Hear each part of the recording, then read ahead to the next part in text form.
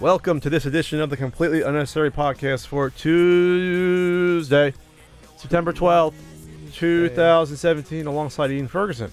Hi. I'm Pat Contra. We have a fun-filled show for you, including that Street Fighter II Special Edition re-release, an update. Robert Stack going to give you an update on the SNES Classic pre-orders and NES Classic, maybe returning. PewDiePie in trouble again. LA Noire coming to Nintendo Switch.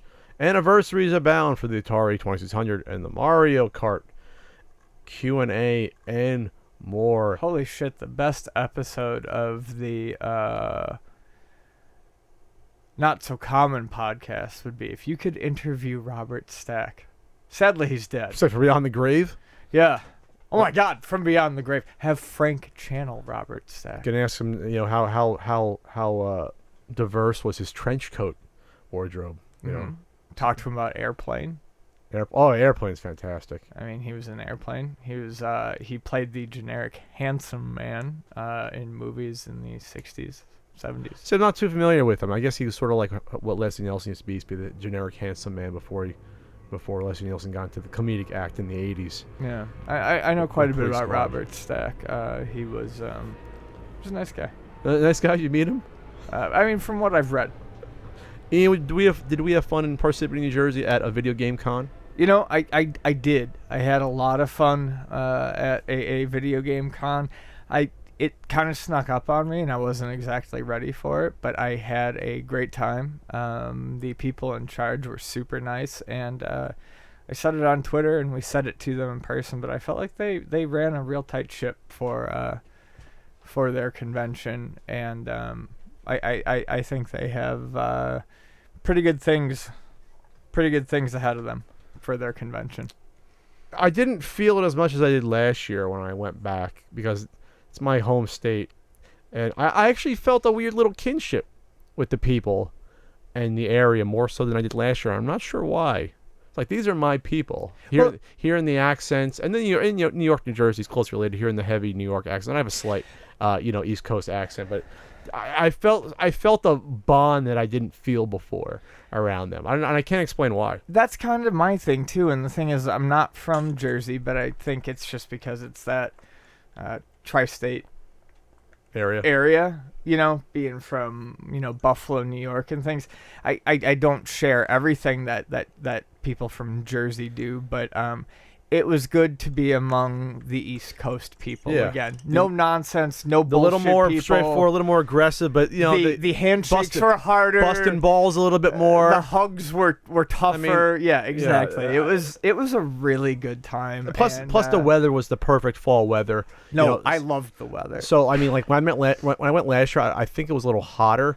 But this was like 60 degrees, windy, the trees all blowing around you. We don't have that out here. It was so nice. So I missed that. Obviously, there was a diner about 400 feet from, not 400 feet, a quarter mile from the convention that me and Norm went to Sunday morning. So Norm got his first taste of Taylor ham or pork roll. I like the generic pork roll. I like the term pork roll a lot. And so we both got like an omelet and at the diner. And diners are great in New Jersey just because they're open 24 hours. On the East Coast in general. But it's good quality, cheap breakfast. So you can get a really good breakfast for like $5. I was going to say $5 gets you potatoes, 3 eggs, usually a side of the meat of your choice.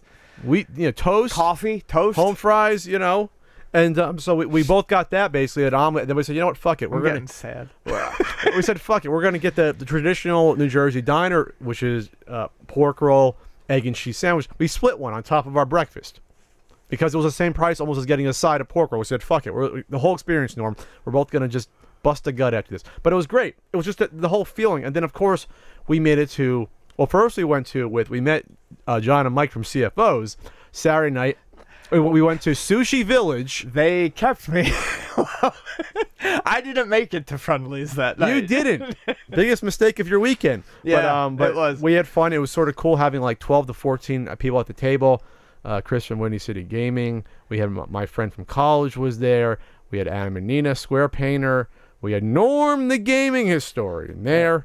I'm probably missing a few at least. There was a ton We of had the CFOs guys. We had Gilly. We had Antoinette and my convention wife. So it was and a cute rock with a dog sitting underneath the table, cutest dog ever. So if I don't know, I felt good that night. I actually even did a little mini toast, which was weird, kind of out of character. Yeah, that was very out of character. Both Norm and I looked up and we were like, "Did Pat sneak a drink in?" I don't know. I was feeling good. Maybe it was I was high on all you can eat a la carte sushi, which was good. But then afterwards, I made it to Friendly's, FRIENDLY Friendly's in the summertime, and I got the peanut butter cup sundae because that's like the default. It's so good. It's ridiculous. I'm not sure how I got the large back in Syracuse and ate half it when the medium or small was just fine. That 1,000 calories, that's all you need to be good. But like I said, I had a great time there. Did I pick up a manual? I picked up a Tetris, Tetris Manual because I think I only have it for the complete in box, but I don't have a loose card yet, so I'm crazy like that. I'm still finding cheap Game Boy games in my my messenger bag. That's all I picked up. Was okay. And you went on a spree. Whenever I saw you, you were buying something. Yeah, but you bought more than me, I think, this past weekend. It was all cheap. I bought it was all cheap.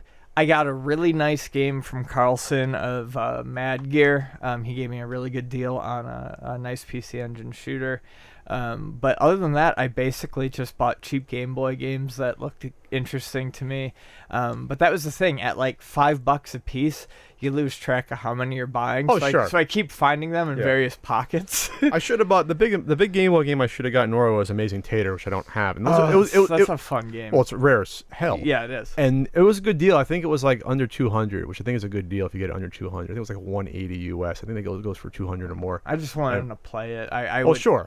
You can get a flash card, but I mean, I passed on that and I regretted that at the time, and that's one that I definitely want to pick up. That's the sequel to Quirk, isn't it? Is that? I don't know. I think it might be. I think it's cute. I just think it's cute.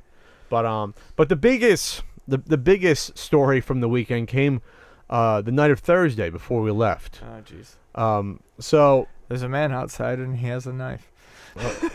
Well, thanks for ruining the surprise of the story. Well, there is no man outside and he had no knife. I wish it was. So I'm. It's an hour away from you getting your lift and picking me up before I go to the airport, and I was mostly packed. So I like to get a fresh shower before I go to the airport. I like to be a little moist when I go through security.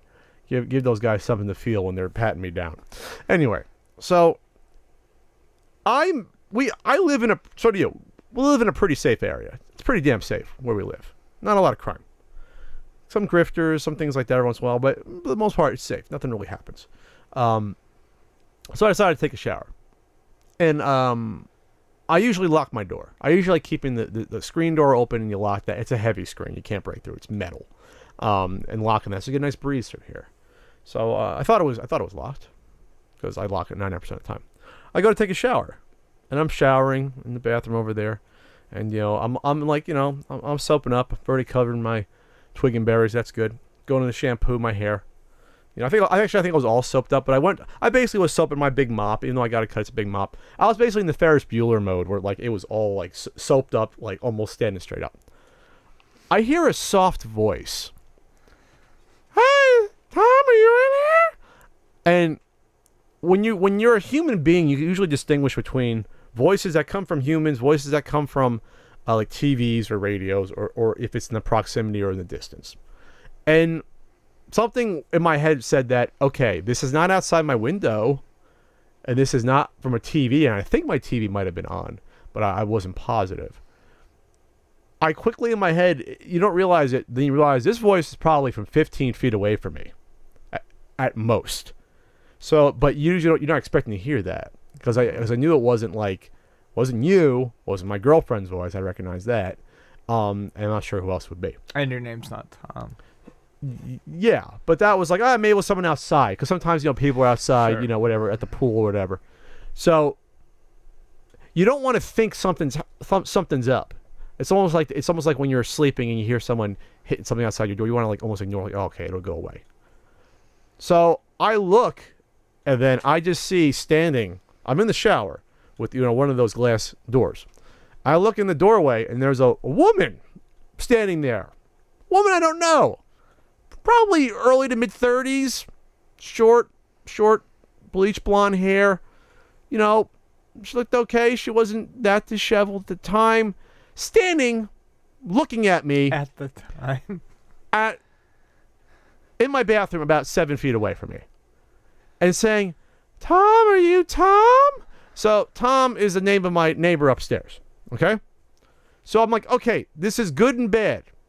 It's bad that there's this random woman. And first of all, this would be the fantasy usually of any man. In the shower, woman comes in. It's like, oh my God, this is a penthouse letter. This is a letter to the penthouse forums. No, it's freaked out. That's the fantasy of no one. It would be if this was a normal situation, and plus if she was like a penthouse model. But she wasn't bad looking though. But something was wrong. She was either drunk or strung out. She didn't look dangerous. That's the first thing I noticed. Like, she didn't look dangerous. I looked at her hands. She wasn't holding anything. She didn't have any random NES games from my collection. So I was like, okay. So I'm tilted out so she doesn't see everything. Like, can I help you? She's like, is Tom here? I'm like, no, upstairs. This is not him. She started mumbling stuff more. I have to see him. I have to see him. Upstairs. So now, okay, she's not leaving. This is like 15 seconds. So I have a choice. I could hope she leaves or get aggressive and like start like chasing her out or walking out. But then she would see me in my glory soaped up everywhere. So that went through my head. So what I decided was saying, you got to get out now. Like, you got to get out now. Again, like stuck in the door. And I'm almost like trying to aggressively like move to be like, you got to get out. But then she see everything. And I felt weird about that. Not as weird as I thought I would feel, but it would have been weird. Like, I would have got over it if I had to chase her out naked, but that'd be really weird. It'd be a better story. What would have probably been best is to just throw the door open all the way, put your hands on your hips, and get a good gyrate on, and be like, "You have to leave now." Well, that's the thing, though. It's like if I was single, then might be a potential other element to the story where you could do that. That's not a sexual advance. That's an aggressive thing. Okay, that's an aggressive thing. You just gyrate, and that like scares people. Yeah, exactly. Unless she likes what she saw, who knows?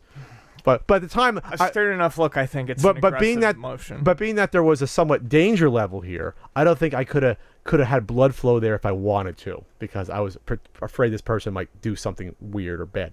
So you're misinterpreting me. I know. So, but she finally leaves, and so I don't have my cell phone near me to call the police, right? Mm-hmm. So I figure, all right. I hear the door close in the front. She slammed the door I should have fucking locked that I usually lock. Damn it, the one time. Slams the door, and I'm all soaked up. I finish showering. I have to. Like, plus I'm gonna get picked up in like literally a half hour. Mm-hmm. I gotta do this. I can't like call the police, wait for a policeman to come and say there was some unlawful entry with some either spazzed out, drugged up, and or drunk woman. So probably crystal meth. Just think. Could have been. The area. Okay. So area. I dress. I go upstairs to my neighbor. Knock on the door. Not there. So 10 minutes before you're gonna pick me up, their family comes back, and it's first the wife and the kid. And so it says, I don't know what the situation with this woman. I don't know if she's a jilted lover. I don't know if there's some connection. The guy was still down in the garage. So I go and I talk to Tom. By the way, Tom's not the real name, but to protect the innocent and or me. I go, all right, don't want you to freak out, but a woman came into my place asking for you while I was in the shower. He's like, oh my God, oh my God, oh my God, I don't know. I was like, okay. I described the woman. I said she was like 30 to 35, about 5'4", short bleach blonde hair. Like, she didn't look that disheveled. She actually didn't. Do you know someone who fits that description? I'm playing cop, and he's told me, no, I have no idea who that is. So I had no reason to not believe him. So that freaked me out even more, because now there's a woman looking for this guy with his wife and kid there. And she can come back at any time. But I had to tell him. So that was my adventure before AVGC. Random ass woman walking in my bathroom while I'm all soaped up and ready for action. So there you have it. That's my fun story. Go watch Video Game Years on Amazon Prime. You won't see me soaped up. You'll see me and Ian having fun talking about the 5200, the video game crash of 1983, and more. And you know, and maybe that NTech Select the game. That was a funny segment. So anyway. Okay.